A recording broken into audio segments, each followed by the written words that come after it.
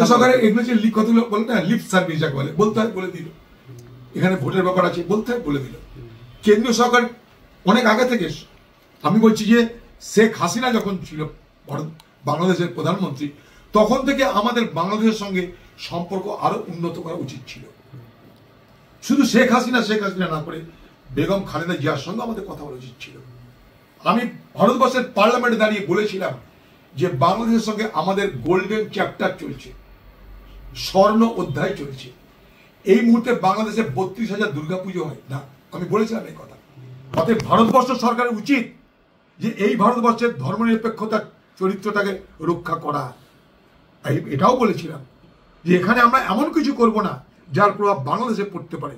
সেখানে 32,000 দুর্গাপুজো হয়, তাই স্বাভাবিকভাবেই দুই দেশের ক্ষতি হবে। এতে মাঝখান থেকে চীন পাকিস্তান তাদের সুবিধা হবে।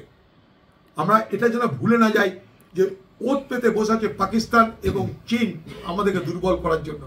প্রায় 4,000 কিলোমিটার সীমান্ত আমাদের বাংলাদেশের সঙ্গে ভাবা যায়। কোথায় যাব আমরা আগামী দিনে? বর্ডার স্টেট হিসাবে, সীমান্ত রাজ্য হিসাবে পশ্চিমবঙ্গকে আরো বেশি ভাবতে হবে এই বিষয়টা নিয়ে। ব্যাপারটা অনেক দূর গড়িয়ে যাচ্ছে।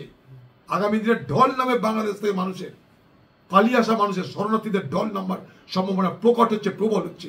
আজকের মৌলবাদী শক্তি বাংলাদেশে এটাই চাইছে এবং তাতে মৌন সম্মতি মোহাম্মদ ইউনূসের আমি চার্জ করছি। জানি না এই আমার এই অধিকার আছে কিনা বা আমার কথা কেউ গুরুত্ব দেবে কিনা, কিন্তু যা দেখছি আমি তাই বলছি।